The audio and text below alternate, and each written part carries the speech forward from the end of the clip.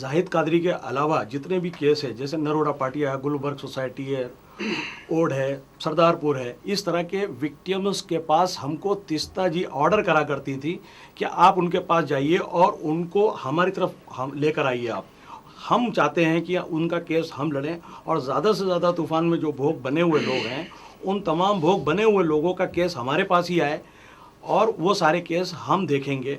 इसलिए वो उनके आने से पहले हमको ये आदेश दिया जाता था कि उन तमाम जितने भी असरग्रस्त लोग हैं उनको बुला के बैठाओ। हम उनको बुला के बैठाया करते थे और जैसे इन्होंने कहा कि हमने बुलाया, ये सारे के सारे लोगों को हम ले जाके MM तिरवेंजी नाम के एक एडवोकेट, जो हाई कोर्ट के एडवोकेट हैं, उनके ऑफिस मिर्ज़ापुर के अंदर ले जाते थे और बारी बारी वो तीस्ता सेतलवाद उनसे मिला करती थी और मिलने के बाद में उनसे विगत पूछा करती थी। उसके बाद में तीस्ता सेतलवाद और सोहेल तिरमिजी दोनों मिलकर एफिडेविट बनाया करते थे। एफिडेविट में जो वो लोग तो थोड़ा ही बोलते थे, इनको जो समझ में आता था वो एफिडेविट करा करते थे। इन्होंने जो मैनेज किया हुआ नोटरी था, उसको नोटरी को भी वहीं बुलाया जाता था, वो नोटरी वहीं यहाँ रोकूंगा, वो बात पे मैं आ रहा हूँ।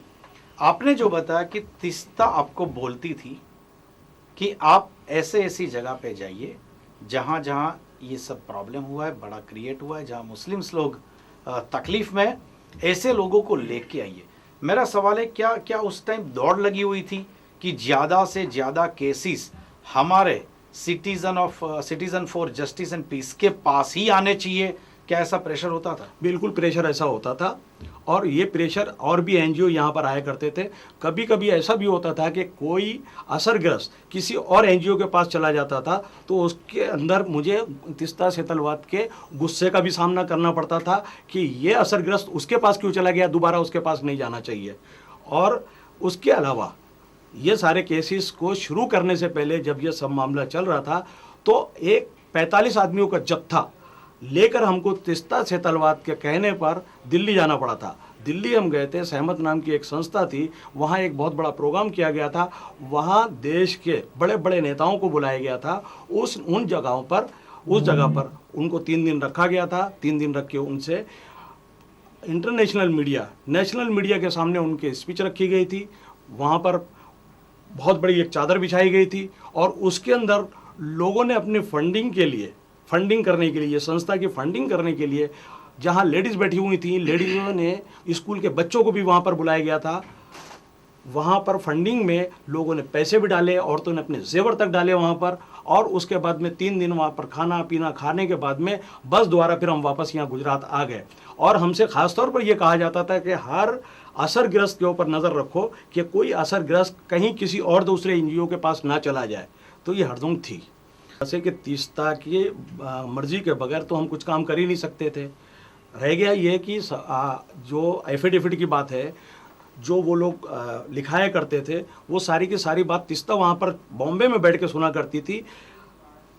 मिर्ज़ापुर के अंदर जो MM तिरवेंजी नाम का एडवोकेट है हाई कोर्ट का, वो सारे एफिडेविट बनाया करता था और एफिडेविट बनाने के बाद वहीं पर नोटरी को बुलाता था। वहाँ पर उसके नोटरी वाला नोटरी करके चला जाता था। ना तो उस विक्टिम को मालूम होता था, आई विटनेस को, कि मैंने नोटरी क्या कराई है, ना उसको कोई कॉपी दी जाती थी। इसके अलावा आज 8 साल से एक रटी रटाई बात के ऊपर एडवोकेट अपॉइंट किए गए हैं कि हर 8 दिन बाद, 10 दिन बाद या हफ्ते में 2-2 दिन, जितने दिन तीस्ता यहाँ पर रहेगी उतने दिन आप आओ, इनको एक पार्ट बताओ कि आपने ये एफिडेविट करी, आपने ये एफिडेविट करी, आपने ये एफिडेविट करी, आपको सब याद रखना पड़ेगा। उसके ऊपर लाखों रुपये का खर्चा तीस्ता जो एडवोकेट जो अपॉइंट किए उनके ऊपर खर्चा करती है।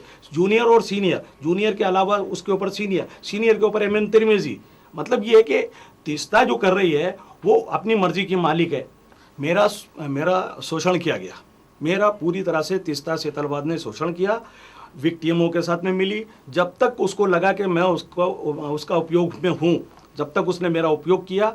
जब उसको ऐसा लगा कि सारा कुछ पूरा मेरे हाथ में आ गया है, उसने मेरे ऊपर आरोप लगाया कि मैं VHP से मिल गया हूँ, बजरंग दल से मिल गया हूँ, नरेंद्र मोदी से मिल गया हूँ, RSS से मिल गया हूँ। इन तमाम आरोपों के लिए उसने मुझे अपनी संगठन से अलग करा। तो कम से कम उसको, किसी को भी गुनाह किसी ने अगर करा है तो उससे पहले उसकी सुनवाई होती है, हर कोर्ट के अंदर सुनवाई होती है, उसको फौरन सज़ा नहीं दी जाती है।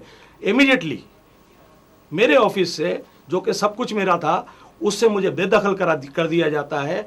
मुझे अपने पास से अलग कर दिया जाता है, मेरे एक्सपेंसेस रोक दिए जाते हैं, मेरी सैलरी रोक दी जाती है, वो आज तक नहीं दी गई। जो कंप्यूटर उस ऑफिस में है वो मैंने इंस्टॉलमेंट पे मेरे नाम से लिए, उसका इंस्टॉलमेंट मैंने भरा है, वो भी कब्जा कर लिया जाता है। जो मेरे साथ में नाइंसाफ़ी करता है और मेरे साथ में इतनी नाइंसाफ़ी इतना यूज़ करने के बाद में करी, वो किसी को क्या इंसाफ दिलाएगा?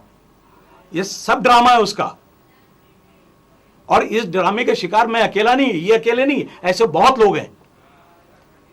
जैसे आपने बताया कि तीस्ता खुद एफिडेविट मतलब मुंबई से इंस्ट्रक्शन देती थी, यहाँ पे मिस्टर तिरमिजी जो लिखते थे और नोटरीज होता था। हाँ, राइट? हाँ। एक सेंसिटिव सवाल, जबकि आप खुल के बात कर रहे हो आज, बिल्कुल दिल खोल के, क्योंकि आपको लगता है कि आपको इस्तेमाल किया गया। बिल्कुल इस्तेमाल किया गया। रईस खान जी, क्या जिस तरह से एफिडेविट कराने में कहीं प्रेशराइज करती थी या तो प्रॉपर गाइडलाइन देती थी, क्या इसी तरह से साक्षियों के निवेदन में भी गाइडलाइन दी जाती थी क्या तीस्ता की ओर से? देखिए, पहली बात तो ये होती थी, साक्षी को बुलाया जाता था। साक्षी से बुलाने के बाद में उसको टेलीफोन के ऊपर, फोन के ऊपर तीस्ता बात करा करती थी, और फिर सोहेल MM तिरमिजी को वो फोन दे दिया जाता था। वो पूरी बात कर लेता था। बात करने के बाद में आगे का काम तिरमिजी करता था, पूरे एफिडेविट वो तैयार करता था, नोटरी वाला वो बुलाता था, नोटरी वो करता था, किसी भी वेरिफिकेशन के लिए किसी भी एडवोकेट को, उसके जूनियर को वो बुला लेता था। ये एक तरह का पहले से बना हुआ प्रोग्राम होता था, मुझे तो खाली यूज़ करा जाता था। रईस खान जी, जैसे आपने तीस्ता को छोड़ा, तकलीफें भी बहुत आई होगी। बहुत तकलीफें तीस्ता की तरफ से हमारे को बड़े धमकियां भी आई। उनके सहयोगी जो लोग हैं, न्यूसेंस हैं, उन्होंने बहुत धमकियां दी, गुजरात छोड़ने के लिए धमकियां दी, आज तक धमकियां देते हैं। और हमारी परेशानियों का हाल तो ये है कि हमको तो रोज़ी रोटी कमाना भी बड़ा मुश्किल हो जाता है।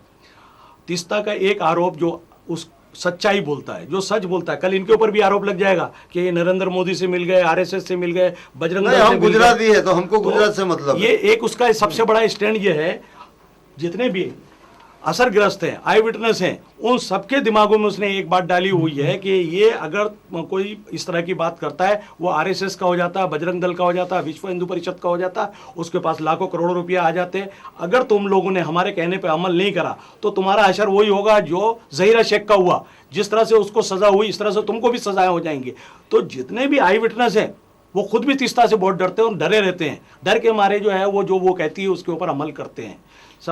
सबसे बड़ी बात तीस्ता जैसे लोग, हम जैसे लोगों को इस्तेमाल करके खुद तो मेडल ले लेते हैं, अवार्ड ले लेते हैं, पद्मश्री रह गई, सब कुछ कर लेते हैं, लेकिन हमारे जैसे लोगों के लिए जान बचाना मुश्किल होता है। अगर RSS और बजरंग दल और विश्व हिंदू परिषद और नरेंद्र मोदी जैसा आदमी हमें खरीद लेता तो हमारा खुद के पास सब कुछ होता।